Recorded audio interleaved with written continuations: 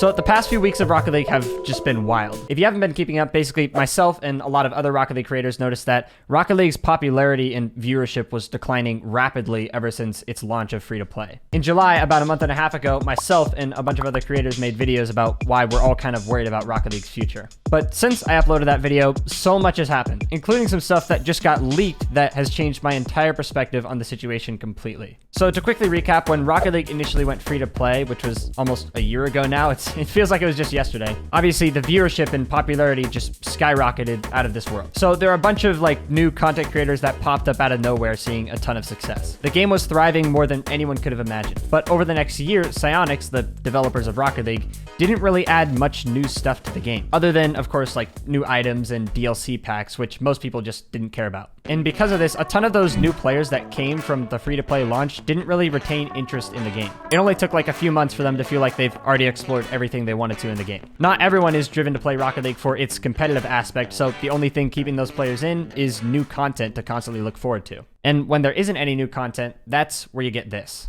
This is the Google Trends graph showing Rocket League's search popularity over time. This right here is obviously where the game went free to play, and this is where it went now, exactly at the same point where it was before free to play. At the time when I made that video talking about this whole situation, I was honestly under a ton of stress. I had literally just moved out to live on my own that week to make YouTube my full-time job, and at the same time, all of this was going on. Rocket League was still declining in viewership, and we weren't sure if it was going to level out to the same spot where it was at free to play, or if it was going to keep going down to even worse than before. Only time could tell, but since I uploaded that video, a lot has changed. Honestly, up until about a month ago, there hasn't really been that much to talk about in the Rocket League community. There were new items being added to the game, as I mentioned, but I'm not gonna throw my integrity out the window and just say, this new car is OP just to get a few more views on a video. That's not how cars work, and that's not how they'll ever work. Every time they added a new car, this was basically my reaction.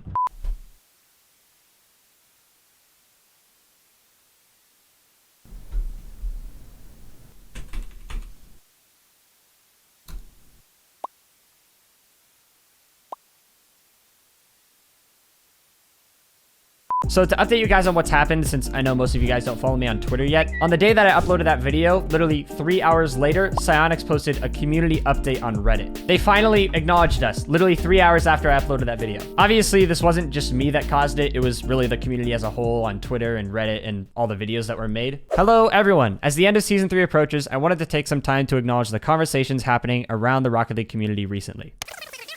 For some time now, our cadence has followed our game update schedule, whether it's the start of a new season or a significant mid-season update. Ultimately, this means the scope and significance of our conversations with you are directly tied to the scope and significance of the updates we release. So although they finally did respond to us, this whole article barely has any value. It was basically just a giant thing to tell us that they hear our concerns, which is still infinitely better than silent. The only concrete things that I think are worth noting in here is that they pretty much admitted that they suck at communicating, which is obviously a good sign. They said that they're definitely going to do better about communicating with us. But they also said that they're working on a fix for the voice chat system, which is super good to hear, because right now that voice chat system is completely unusable. I actually made a video on that a few months ago, and I'm honestly surprised that that feature is still in the game. And they also said right now our resources are committed to Rocket League Sideswipe, and related initiatives that we aren't ready to talk about yet. And that's a great sign. Something I was worried about in that last video was that they hadn't really shown us any long-term interest to keep Rocket League running. So now that they've confirmed it, that definitely makes me feel a lot better. And those related initiatives they mentioned in there actually ended up being leaked, but we'll talk about that later. But something that came along with this article that I think literally makes no sense is some of the negative comments directed towards Psyonix because of it. I saw some people saying things like, oh, Psyonix is only responding because the community is talking bad about them. Well, yeah, that's literally what addressing the community's concerns means. What would you want them to do instead? Would you prefer them to not answer us? But anyway, after this community post, there definitely was some faith restored in the community, but it still wasn't that much since, again, the info here is so vague. So to help make up for their lack of communication, insert Rocket League Season 4.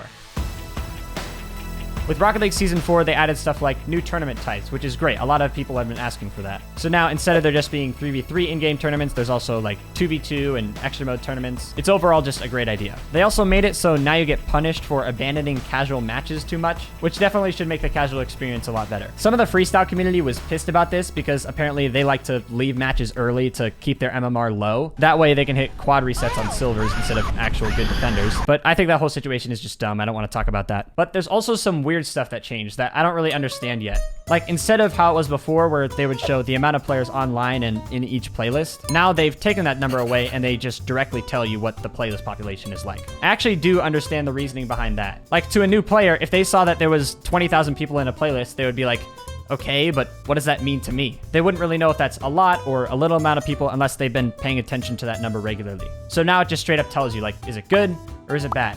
Except it doesn't actually say good or bad. It says good, great, or amazing. So why?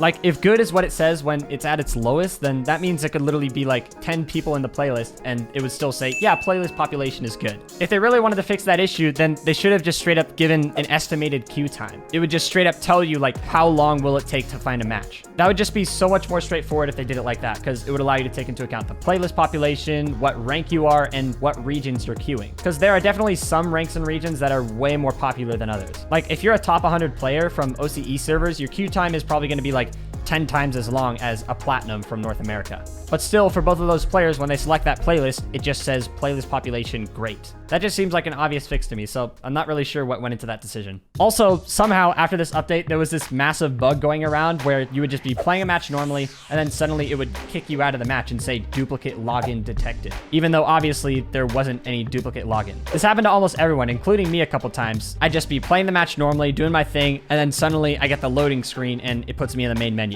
Next thing I know, I'm trying to join back in the match, and then as soon as I finally join in, we get scored on and we lose. I'm not really sure how a bug like that can happen from a normal game update for a new season, but they did end up fixing it about a week later. So luckily, that just doesn't happen anymore, because that would be totally game breaking. So you know how everyone is hoping for Rocket League to get moved to Unreal Engine 5? If you didn't know about that, or you don't even know what that means, I'd recommend going back and watching that previous video, because it seriously is a really big deal. Basically, it would allow Psyonix to add tons of new features insanely fast, because the current engine that Rocket League is made on is Unreal Engine 3, which is totally outdated.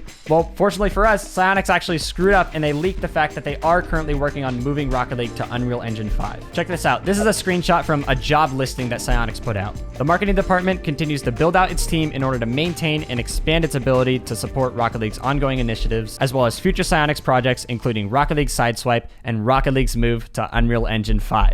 There you go. That confirms it right there.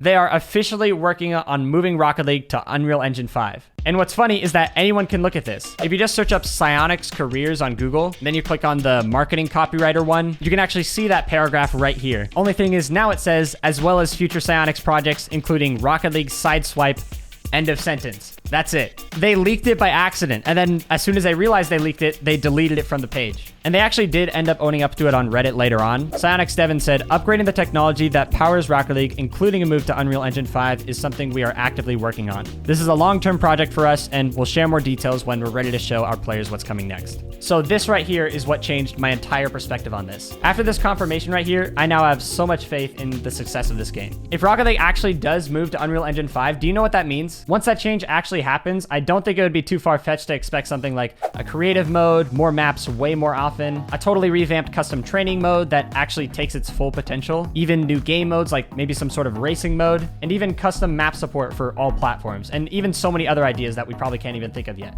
They would be rebuilding this game pretty close to from the ground up, so there's not much stopping them from rebuilding it in the exact way that they want it. But this of course means that this process will definitely take a long time. I think most people are at least estimating more than a year, but we don't even know how long they've been working on it for. A lot of people speculate that they've already been working on it for like 6 months or something because they haven't been adding other new content to the game recently. But regardless, I'm hyped to at least know that there's something amazing coming soon, because for the last 8 months, we've been completely in the dark for Rocket League's future plans. So now that we do know them, even if we weren't technically supposed to know, it is a great feeling. But yeah, that's pretty much everything I wanted to talk about. I just wanted to update you guys on everything that's happened since that video I made. So yeah, don't forget to subscribe if you're not already. I appreciate you guys watching as always.